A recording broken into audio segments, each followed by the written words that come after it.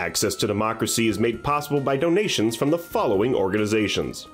Thomson Reuters, a global company with expertise and insight to unravel complex situations in the areas of law, tax, compliance, government, and media. Their worldwide network of journalists and editors keep customers up to speed on relevant global events. Thomson Reuters, the answer company. The division championship Minnesota Twins are looking to go all the way to the World Series in 2024. Bolstered by inspirational shortstop Carlos Correa, a healthy Brian Buxton, and rookie phenom Royce Lewis, plus a pitching staff led by Pablo Lopez and an outstanding bullpen featuring Johan Duran, the Twins are the best bargain in the major leagues, and Target Field is the best venue in baseball.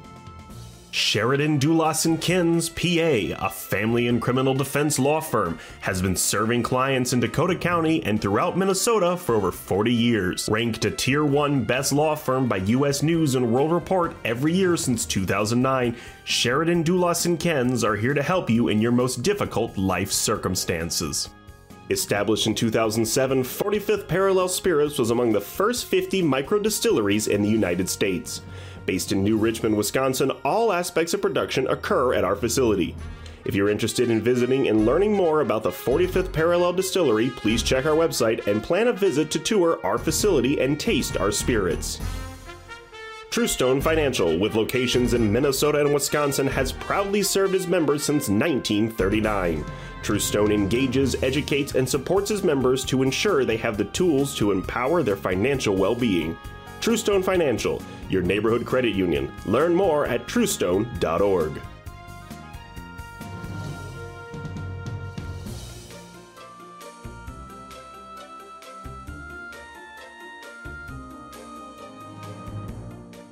Hello and welcome to another edition of Access to Democracy. I'm your host, Steve Francisco. Thank you for joining us on this beautiful summer day here in Minnesota. It's my pleasure to welcome to our program today one of Minnesota's constitutional officers. She is the 19th State Auditor for the state of Minnesota. Julie Blaha, welcome to Access to Democracy. Oh, it's so great to be on here, and in your silver anniversary, your 25th year. Congratulations on that. Thank you very much. So for whenever we have a guest who's making their first time appearance, I like to acquaint viewers with who they are. Where did you grow up and where did you go to school? Well, I grew up in what was then Burns Township, that is now the bustling metropolis of now then.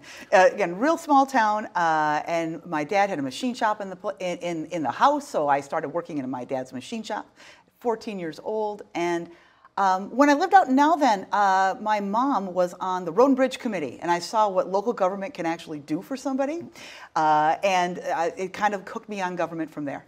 And you went to college in St. Cloud State. I'm a Husky. Yep, St. Cloud State University, and then I got my master's degree in education at St. Mary's. And became a teacher. And what subject did you teach and where did you teach? Well, everyone's favorite, middle school math. The kind of the bungee jumping of teaching. I loved that job, loved my job. I was in the Anoka-Hennepin School District at Jackson Middle School. Am I right? I think I read somewhere once Anoka-Hennepin is the largest school district in Minnesota? I think it still is. Sometimes it depends on how you count the special ed students. Right. But yes, they're the largest school district. And so when I was also union president in the Anoka-Hennepin School District, so I was able to lead the teachers union through a couple of contracts. And in such a large space, it was quite a learning experience. And the teachers union being Education Minnesota. Exactly. Yes. And so, yeah, and then from there, I went back to the classroom for a little bit and then served as the Secretary-Treasurer of the AFL-CIO in Minnesota. The Statewide Labor Federation. Exactly. A union of unions, about Right. 250,000 members. Which, in the interest of full disclosure, I should tell our viewers, I worked there eons ago, a long time, doing voter turnout efforts among labor members, labor union members. So you mentioned briefly here just now, you became active in Education Minnesota, and you were the first woman elected Secretary-Treasurer of the AFL-CIO. Right. Did your work as a teacher and union leader help prepare you for your run for public office? What prompted you to run for state auditor? Oh, I know most little girls dream of being auditor when they grow up. I mean, it's one of those things where, I always wanted to go where I'm needed. right? As the work I did with education, if you work with students, you realize that if you care about your kids, you have to get involved in politics. Every single decision in a classroom goes through some level of government. So to serve my students, I got involved in things like school funding. As a union leader, to support my colleagues, I got involved in their pensions. I got involved in looking at just budgets in general. And as a result, it made sense to move into a place where we protect that work at the local level. And you first ran for this office in 2018, your first time running for public office. Exactly. Wasn't it? And again, and won. And like so many people, I was really surprised that this is where I ended up. I'd helped a lot of people run for office. Yeah. I had, again, been working in my labor union, but, it was always, well, when are you going to run? It's like, I don't know. Until this opportunity opened up, and particularly when I got to know that local level. I believe that level of government is the most important. Yes. The federal government can lock up, state can come to gridlock, local government doesn't get the luxury of an endless fight, or none of us get out of our driveway in the winter. Right. They have to get it done. And so this is where partisanship can fall away. This is where tribalism can fall away, and you just have to get it done. So the auditor serves a term of 4 years, is True. that correct? You bet. bet. And you were reelected in 2022, so you are not on the ballot this fall. No, I am in not. 2024. I'm sure you're going, I'm I have glad to about say, that. I love running for office. I also love not running for office. Right, And right. so it's very exciting to support other people running for office. Right. So let's delve a little more, Julie, into what you do, what your office Right. does on behalf of the people of Minnesota, because I suspect that a lot of Minnesotans, they hear the term state auditor, they're not really quite sure what your responsibilities are. Let's start with how many people work in your office? What kind of staff does the auditor's office to help you do your work? Right. We're in the executive branch. I have about 80 staff, and we have locations around the state. We basically have three main functions. We do examinations like audits and investigations. We also do support for local government. We do a lot of training. We provide accounting tools. And then finally, we collect a lot of data. So we do analysis so that leaders can make decisions based on Things facts. such as perhaps spending trends, is spending Absolutely. going up or down, how money is spent, the Exactly. auditing function, looking at actual amounts of money, Right. where they come in from, where they're going out to. Absolutely. So we're not only checking that you're doing it right, we're also then collecting the data to see so you can compare to your neighbors, you can compare to history, and say, okay, are we making decisions that are working for us? So I think that idea of both, we're checking that your data is right, and then we're giving the data back to you in a way you can use it. I want to ask you, because some people may be aware that we have a couple of different kinds of auditors in the state of Minnesota. Right. We have you with the title of Minnesota State Auditor, Yes. but there's also someone known as the State Legislative Auditor. Explain the difference to our viewers and tell us, do some of your functions overlap? And added bonus, the legislative auditor's first name is Judy, and mine is Julie. Judy and Julie. And so what gets tricky is that the legislative auditor oversees state spending, so state agencies, and the state auditor primarily focuses on local agencies and also some federal money. So it's natural to be confused, and honestly, there is a different configuration of auditors, comptrollers, treasurers, all of that in every state. Some are elected, some are not. So if you don't know what your local auditor does, don't feel bad. There's no way that you would naturally have learned this in school. It's different everywhere. So we don't generally overlap. And with all the resources, to use resources wisely, we're not going to try to step on each other's toes. That would be a waste of money, right? So things like the Department of Health, the Department of Education, that is where her primary focus is. It's on state agencies and giving legislators the information they need to make good decisions. Me, I'm on cities, counties, townships, school districts, port authorities, housing authorities, and my job is to build information for local people to So make let's trace decisions. the money trail, if we You could, bet. for just a moment. That local government revenue, as I understand it, predominantly local property tax revenue. Exactly. Right? Which Exactly. helps pay for the Eagan Police Department, Fire Department. Right. But there is also a component of state aid to cities Right. which comes in too, right?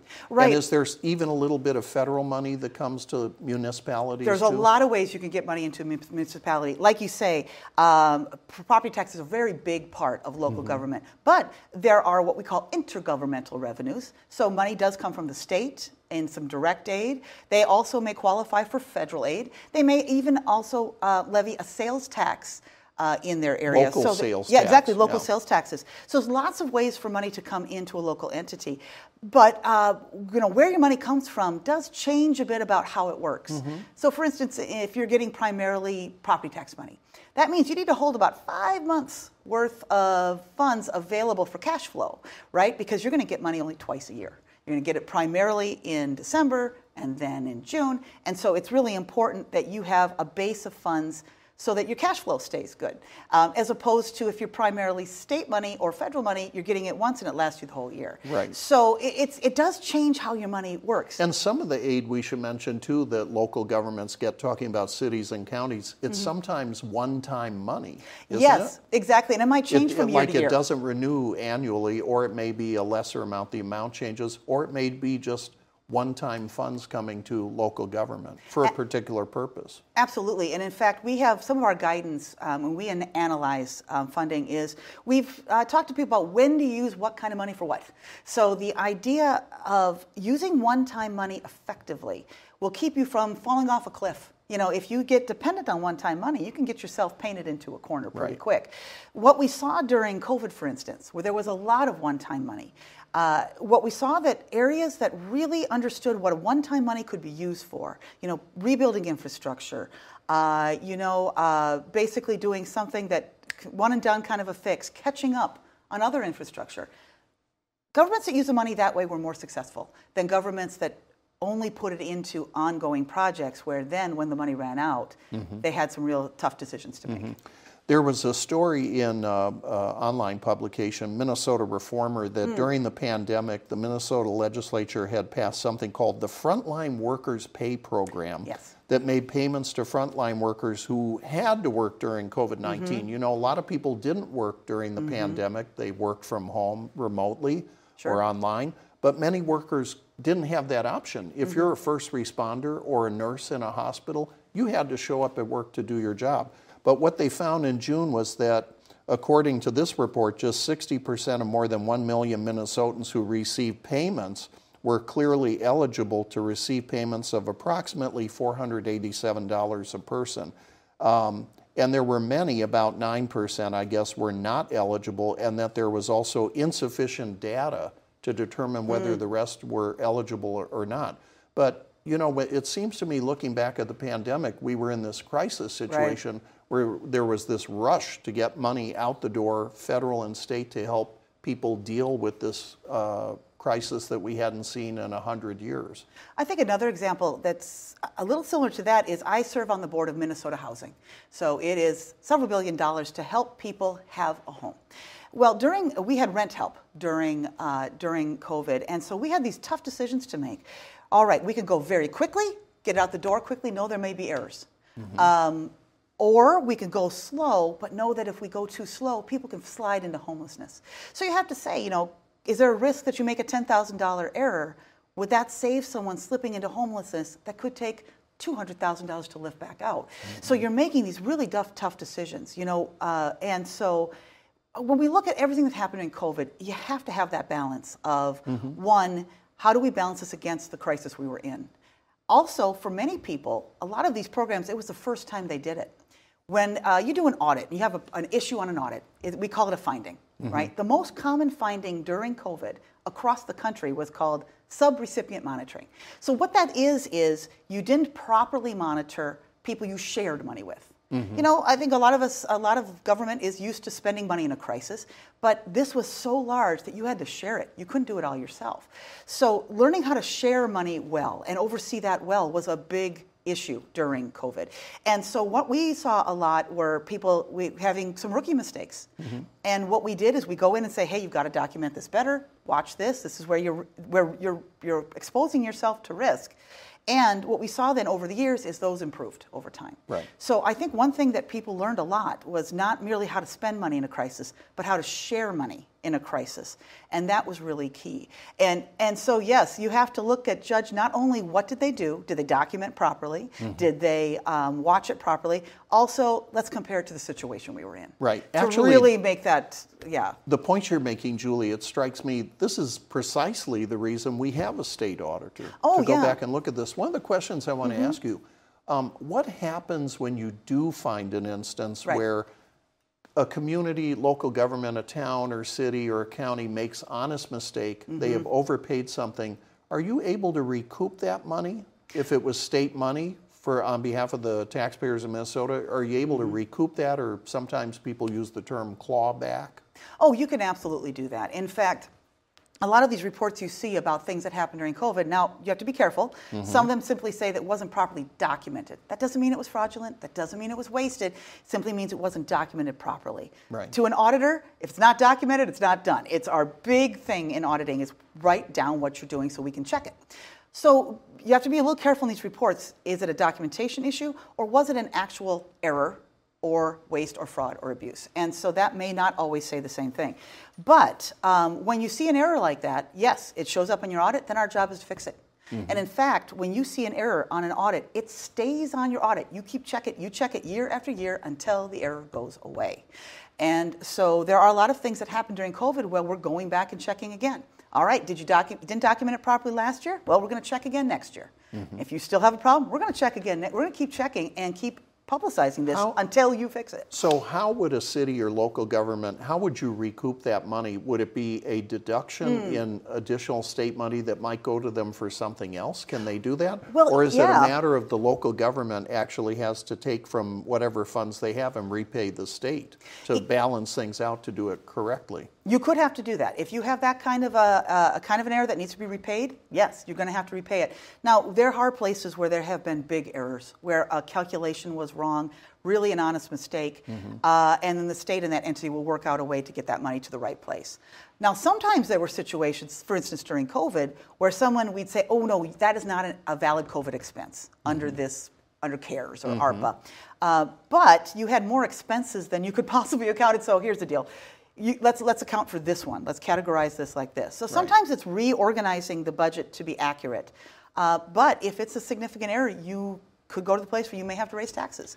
You may have to take it from another program. But yes, we have to get it where it's supposed to go. So I want to ask you what I think is a really important question for our viewers to better understand what you do.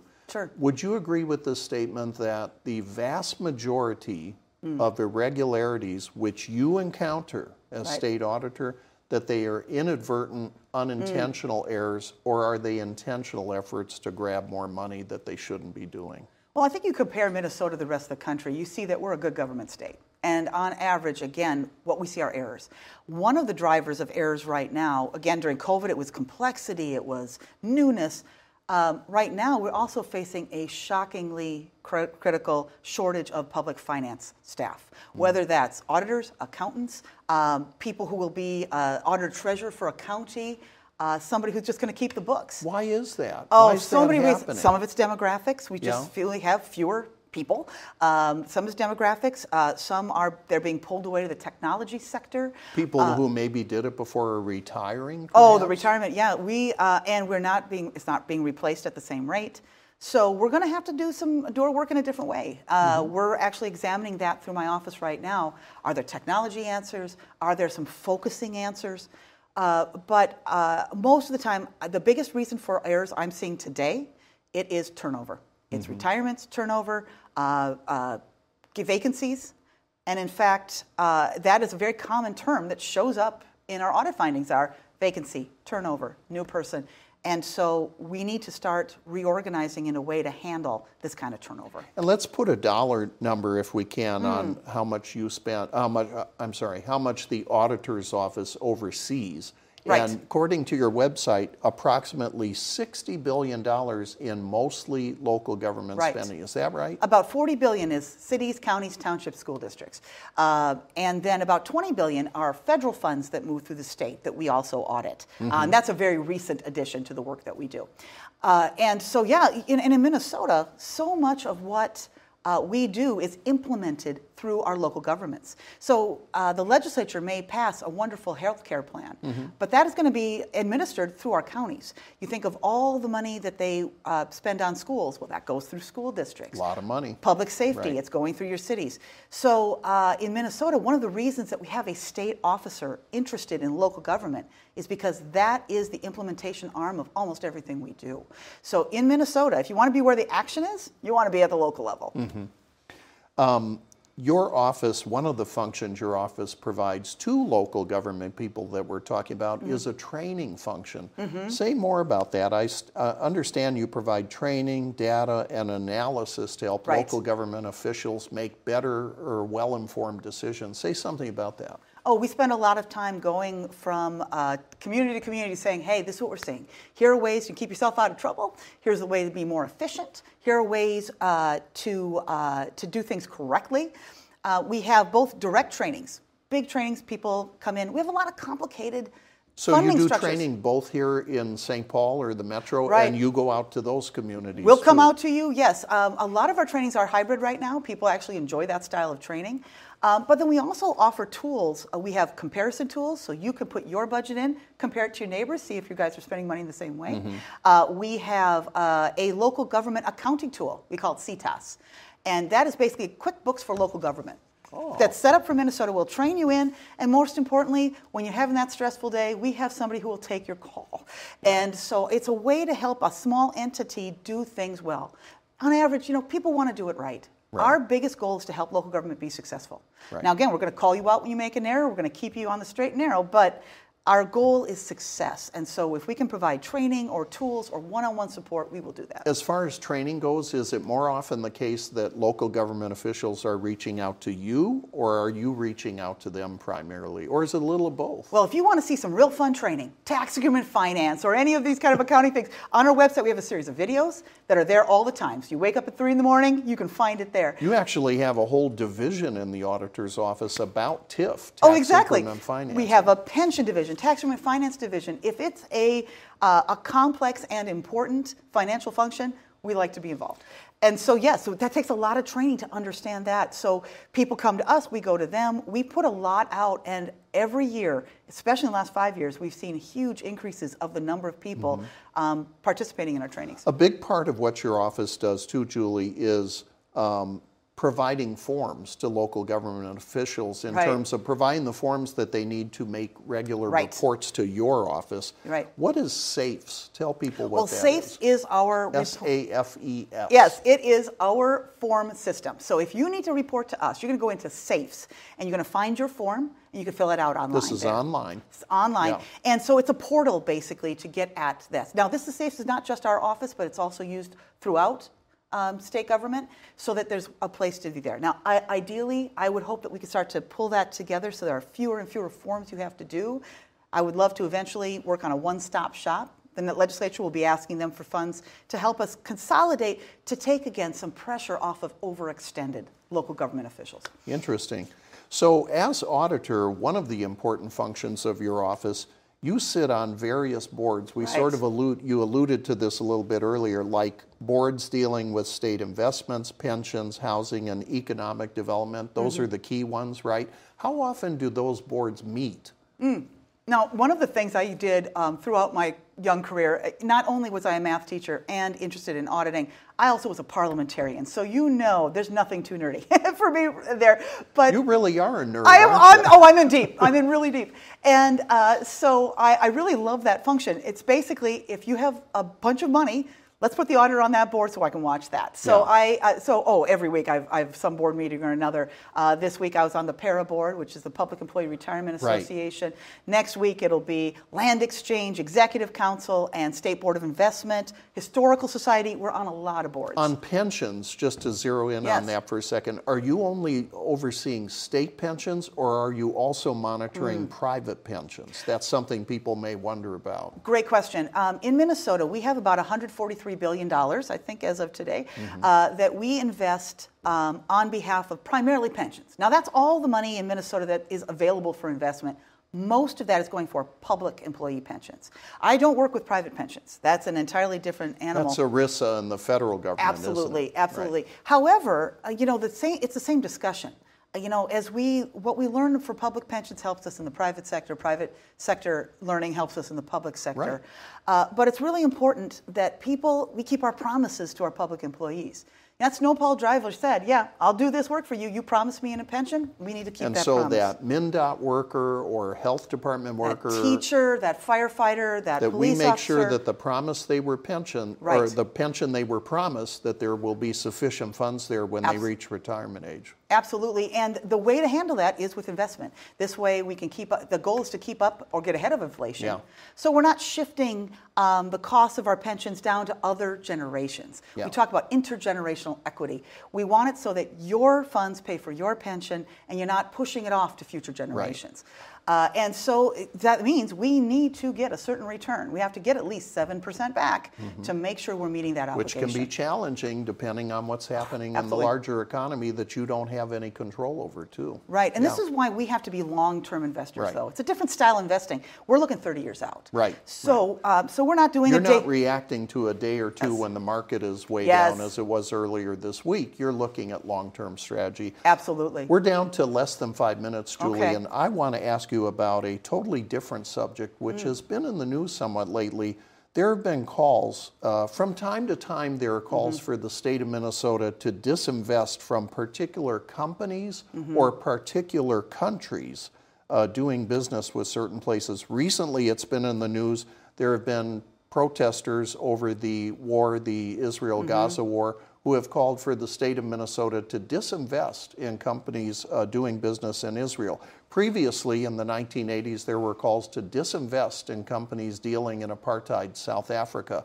Tell our viewers, what factors do you consider when you make these decisions about managing our investments? Is it simply return on investment, or are there other factors, and what limitations are there in what you can do? It's a great question because, again, when you're looking at $140 billion that are supporting over 800,000 people, it's a different than investing in 401k, right? And so we're looking, again, for that long term.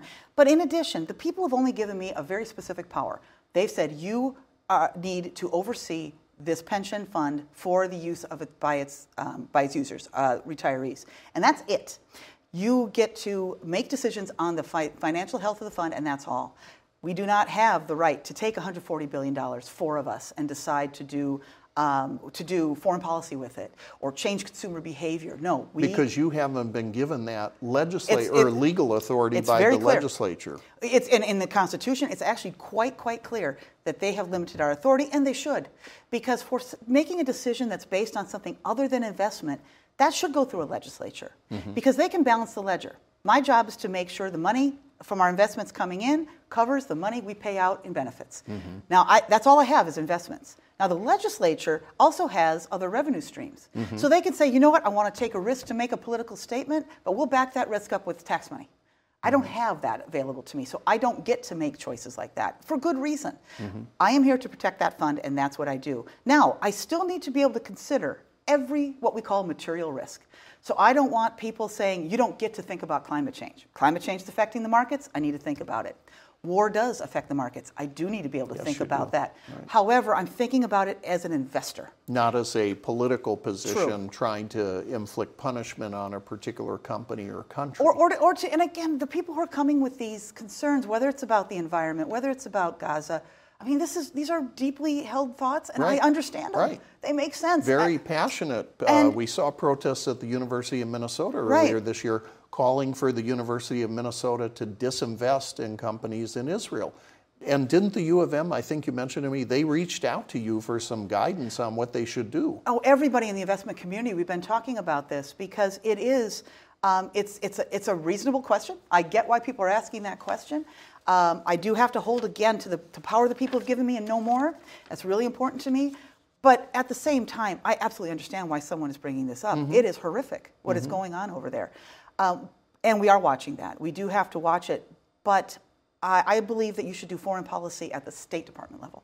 At the federal level. I think right. it makes sense to do it in the right way so it sticks harder. Right. But at the same time, I absolutely understand, and I welcome everyone who's been coming to me and having these discussions. These are people of great ethic and great passion and great commitment to the fellow human being. I love them for it, but we've got to do it right. Julie Blaha, Minnesota State Auditor, thank you for coming on Access to Democracy today. Hopefully our viewers have a little bit better understanding than they had before about what your office does on behalf of the people of Minnesota and understanding the various functions that you and your staff perform. And thank you and your staff for the work you do on behalf of all the people of Minnesota and for being our guest on Access to Democracy. Well, thank you, and thank you to all your viewers, for everybody who cares about this enough to get educated, understand what's going on. I hope they all get involved. Thanks. Thank you. Thank you.